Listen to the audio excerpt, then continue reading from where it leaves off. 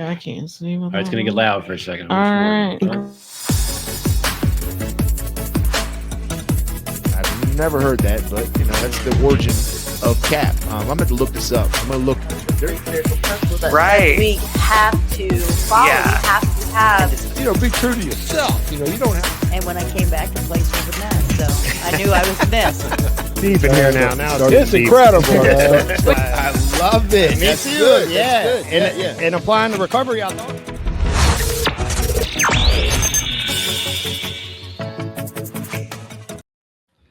Hey. Honesty here, CEO of McShen, Woman in Recovery. Gosh, next month will be 18 years. 18 years. Wow. That is a long time. Whoa. And I came through this organization almost 18 years ago, and McShen helped to save my life, and McShen rocks. So I jump on here every now and again when we have special guests. So I have my friend here, Dana Sally Allen. We've known each other for a little bit here, and we're here just to have a conversation on how she's helping the community, specifically women, and how she's going to change the world. So welcome, Dana. Thank you, Honesty. So just tell us a little bit about yourself. What got you into helping women? What got you into your career? Just tell us whatever you feel comfortable. All right. Well, actually, I was diagnosed with a substance use disorder. I went through a 10-year span of 7 drug overdoses, multiple arrests, not raising my daughter, and I lost the total identity of who I was as not just a woman, as an individual, a human.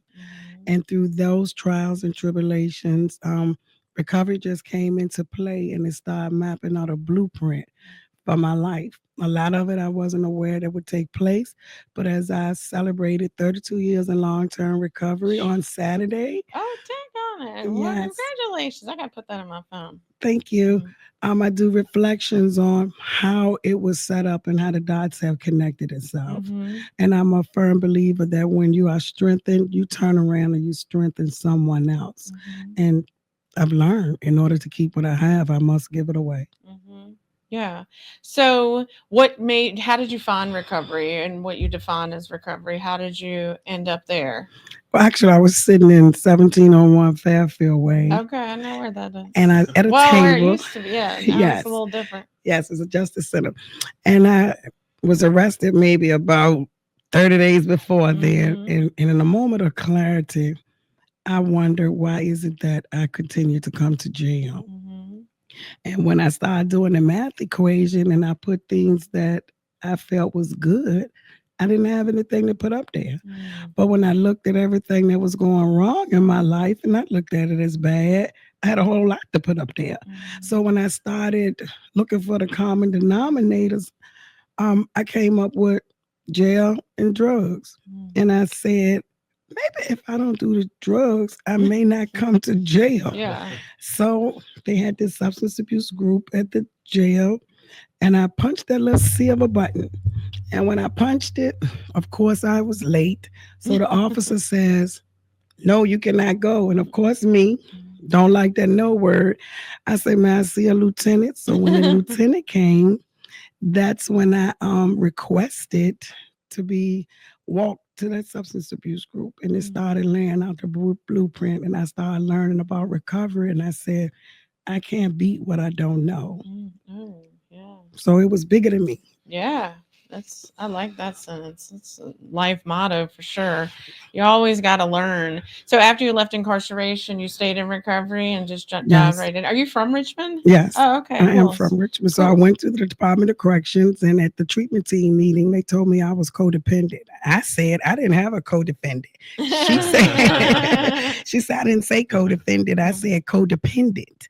And then I said, oh, so when we get in this pink building, I was like, now I'm swimming in a Pepto-Bismol bottle because the walls were pink. That's my kind of room. Yes. And then, yes. And then I was sitting there one day and I was like, how am I supposed to do 3 years incarcerated? No drugs was there that I knew of. So I said, the library. I saw Essence magazine, Mm. and Susan Taylor used to always do this print with In the Spirit. And it said, whatever you are, the universe will provide you with what you need if you want to change. So, of course, I say, well, how is that supposed to happen? I'm sitting up in Camp 13 in a pink bell, pink walls, and a Pepto Bismol bottle. So I get up and go to the library. So as I'm walking past, I said, I don't want to read about the street. That's why I'm in jail. Don't want to read about drugs. Don't want to read about love. So when I turn, I see this shelf that says self-help.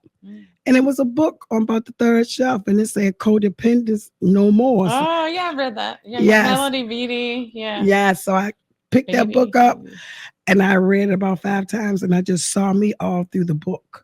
So I began to write down what it said you should do if you have these issues in your life. So then I just went on this self-help reading marathon that I still do. That's me too. Yes. And it helped start changing me. And then something hit me. I used to sing in a choir at Trinity Baptist Church when I was young. And I remember this one scripture, be ye transformed by the renewing of your mind. And then I started thinking, my brain is like a computer. Whatever I put in it, I'm going to get out of it.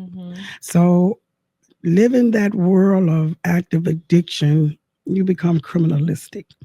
So I say everything I think, every time I do something, I'm making the wrong decisions. Maybe if my thought process would change.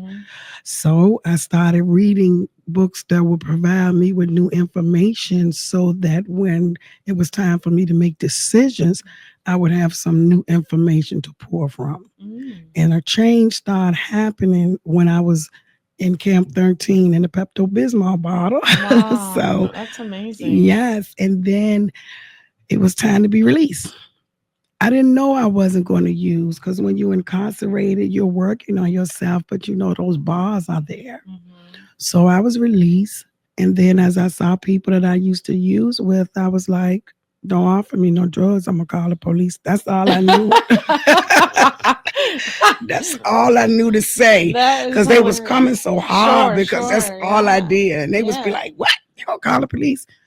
Yes. That's amazing. And I was like, I'm sorry. I'll explain it later. Yeah. And I never had to, because they never asked me again. They ran from you. Yes. We're out of here. Yes. So as time went on, I was like, wow, I don't want drugs anymore. That's such a cool feeling. Yes. Yeah. And then I was doing NA meetings and things of that nature, just being in recovery. And recovery means to me the absence of active addiction, because we're going to have trials, we're going to have tribulations, we're going to have ups and downs, but you still have to deal with the emotions that we have just put somewhere deep within us. And the active addiction, the use of the drugs, just suppresses all of that. So when I realized, I was like a kid, because I started using drugs when I was a teenager. So once I put the drugs down, now my brain can begin to develop and I can make mature decisions. So walking in recovery just gives me the enlightenment that I'm going to learn something new. Either I'm going into something that I have to learn, or either I'm coming out of something that I have to learn. So recovery is just my life. I cannot see it any other way now. Yeah. Yeah, and same. And like I'm going through this chapter of my life. It's where recovery has defined me as a human being, my whole existence of being at McShane. I lived here, I've been employed here ever since. And I love recovery, and I wouldn't have the life if it was, but also recovery just doesn't define me. Like I'm a woman, I'm soon to be an entrepreneur. Well, I'm an author, I wrote a book. So there's so many, mom, wife, whatever, dog mom. There's so many other things and gifts that we give, to ourselves, not just to the community, of, empowering our inner souls and like healing our inner souls. And that's what's like really, I've been focused on the past 3 to 5 years, but really solid the past 3 of reading. I still read self-help. I don't really call it, they're just spiritual awakening books of like, I need to learn more. I need to let go more. I need to do this more. Like, I feel like I'm in a place now, I'm just really comfortable in my body and my skin and my soul. And it took me almost 18 years, like a long time in recovery, to like really love honesty, So unpack that a little. I know you have a ton of degrees and you're super smart lady. So what has that process been for you as like a human being, the healing process, but also how you're educating yourself so you can be the best that you can be as Dana Sally Allen in the community? Well, I have a barrier crime. Mm-hmm. And as I journeyed through my recovery process after decade after decade after decade, I still would be turned down. And I know that I'm qualified. I know that I'm educated. And that's the only thing that I can see that's stopping a lot of things that I wanted to do. So when I said, well, okay, they keep turning me down and it doesn't feel good. They don't know it, but I get in my car, tears be coming down my face because I said, the General Assembly has to change that law. That's one thing I can't change. I said, but I know what I can do. I'm going to trump my burial crime with education. And I need education because in order to strengthen someone, you have to have the tools to be able to do that with. Even though I had the recovery, it was more to the effects of the brain. And when I learned about the blood-brain barrier, I had never heard that part of the brain before. So I just got so curious. So having the educational part, but my favorite part is the peer specialist. Oh, yeah. But I felt I needed to obtain that to move forward because the way I was being treated, I've been clean 32 years. A lot has changed with having that barrier crime, which is a firearm charge. It was in the bottom of my pocketbook. They put me in a police car and didn't even take my pocketbook. So that tells you, and they knew me. And they didn't even take it until I just kept telling them, I'll come back tomorrow. I'll come tomorrow. And when we got there, we just talked, and then they took the pocketbook and was dumped it out and like to jump to the other side of the room. I said, well, I kept telling you I'll come back tomorrow because I knew I had the gun and I knew that would send me to the Department of Corrections. Even though we're in addiction, nobody really wants to go to jail. So that part of me, I had to utilize it because as I was developing and growing in my pathway, I would be ashamed sometimes of when I'm around and in different places when people were not like me. Sure. Yeah. So they didn't go to jail, but I did, and I would have to tell that story. So I said, how can I make this work for me so I won't be ashamed and I wouldn't feel guilt and I wouldn't feel less than? So what I thought was the worst thing that happened to me has actually turned out to be one of my greatest assets that I could utilize it to help someone else, because in recovery, it is challenging. It's very much so. We're not used to dealing with our emotions. We're used to medicating our emotions. And the mental health part of it, I needed to know signs, symptoms, evidence-based approaches, but I still love the peer way because we get a lot through when we just build rapport and active listening. So for the chronicity of mental health, I needed that. But if I didn't feel like I had to have that, I would not have done it, because the lived experiences give me a lot of education to be able to help individuals. But like I previously said, that barrier crime, I had to build something that will balance that score. Yeah. And it worked, because I notice people look at me different now with it. And when I talk about it, so I'm grateful. I have a lot of gratitude for McShane. I remember McShane from years ago, and they've stood the test of time. And I remember you. Yeah, I've definitely changed a lot. Are you friends? You should hook up with Victor McKenzie over at the Saracen. They do a lot at the General Assembly with that barrier crime stuff. It's tweaked it a little better this last session, but there's definitely needs to get even more better. So just throwing that out there. Maybe you can be an advocate for them and speak up in there. So tell us a little bit about your organization, your foundation that you've opened, and how we can help. So you can help by going to her website and making a donation, number one. But what do you guys do? Just tell us all about it. I know this has been a dream of yours for a while. So. Yes, actually the dream started in the city jail. Yeah. And I thought it was a drug dream. But as I developed as a woman in my spirituality, I realized that it was a vision. And being clean 32 years, and launching my nonprofit, the Dana Sally Allen Foundation, last year. But I've been always doing the work. But when you go into recovery, accountability takes place, and you must be employed and have your own home and things of that nature that takes place.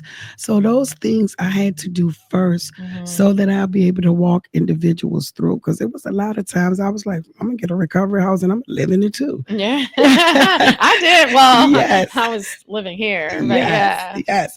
So my foundation consists of, it does everything that I've been through: domestic violence, teenage pregnancy, not raising my daughter, substance use, misuse, abuse, mental health, dealing with barrier crimes. And when you're laid off from this job and the rent is due, you still have to remain in recovery, because I learned when you don't know what to do, don't do anything and trust the process.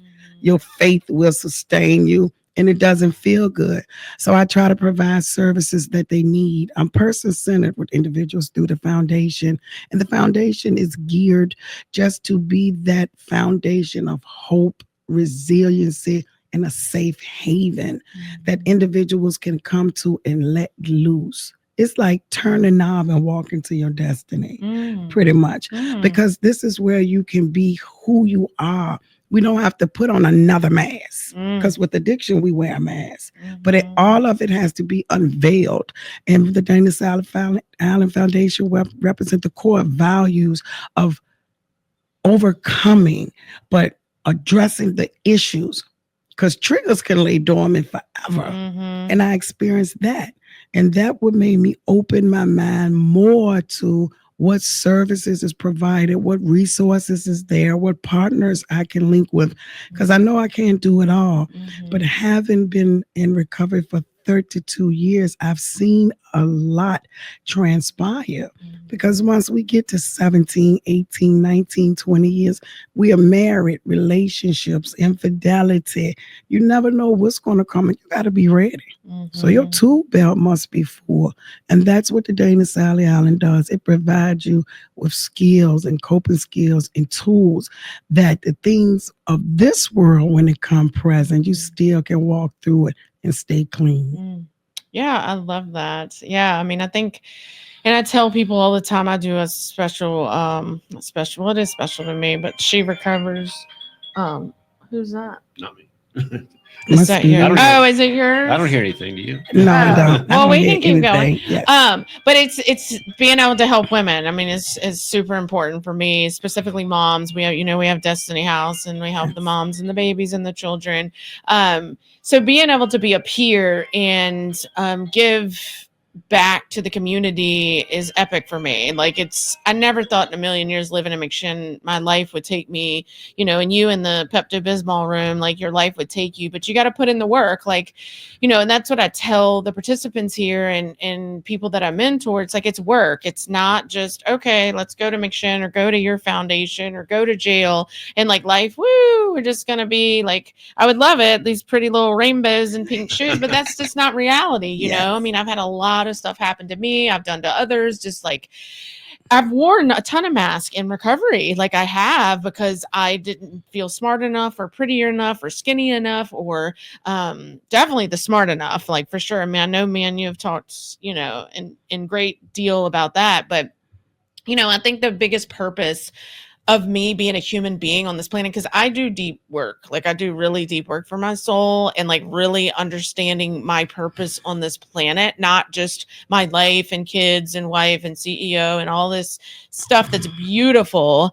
But the reality of it is, this is my life. Like, this is my only time, I believe, on this planet, and I don't take that for granted. Like, I'm in a chapter of my life where I'm just like, I don't know if you read, this is a really good book, Mel Robbins' Let Them. So that's a good one. That's great self-help. You gotta read that one. But it's like, really, it's not even just because letting go and give to God and all that's beautiful, but this is more of like, let them let me. So like you let them talk crap behind your back. Like let them, who cares? Like, and it's really like a lot of the theory is really about how do I react to things. And I have not done that gracefully my whole recovery at all, because I've got feelings, I cry.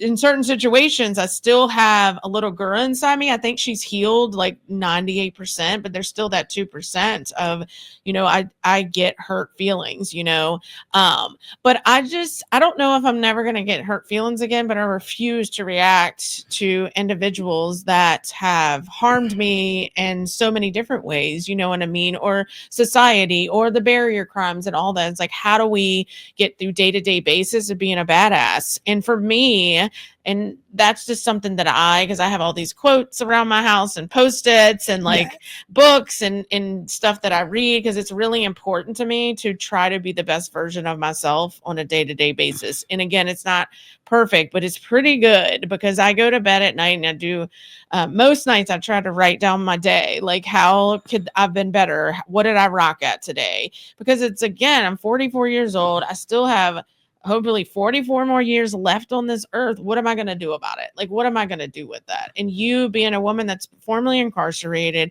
has a huge education now background, is a reverend. We forgot to take that out. I mean, talk about that. So she a reverend, and you're running your own nonprofit. I mean, specifically as women too. And I'm learning more and more about the women species since I had my hysterectomy in 23. I've just had to learn, podcasts and books and everything of like how much we take on and the society expects us. And it's like, cool, fine. The society expects us to do dishes or whatever the situation is, fine. But I have expectations on my soul and myself. And I see that in you and how beautiful it is. And it's not negative.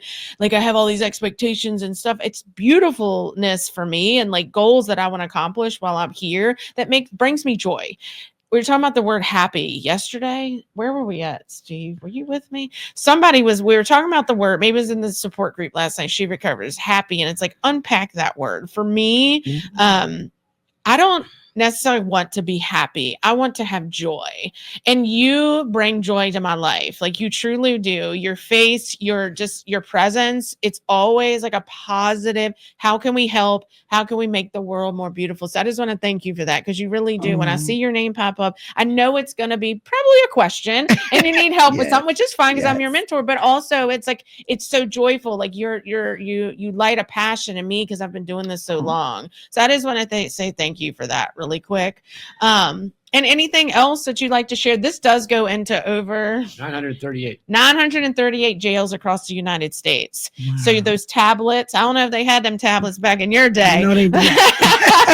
But they have these tablets, so we give it away to the companies for free and those that are incarcerated. So do you have something that you can maybe look in that camera and give them some hope?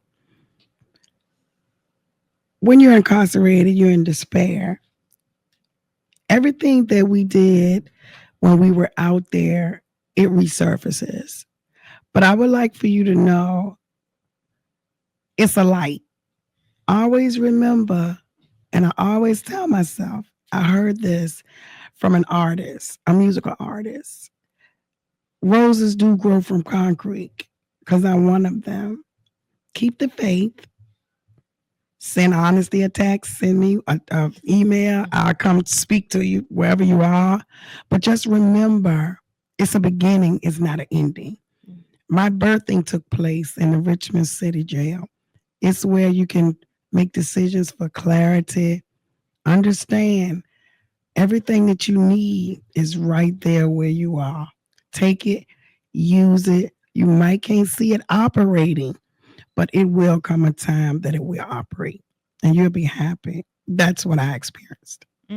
Thank you. Thank you for sharing your light with us and your spirit. And check out her foundation and make a donation. Every single penny counts. So thank you for what you do for the community, specifically for women. And I appreciate your time with us. Thank you for having me. Of course.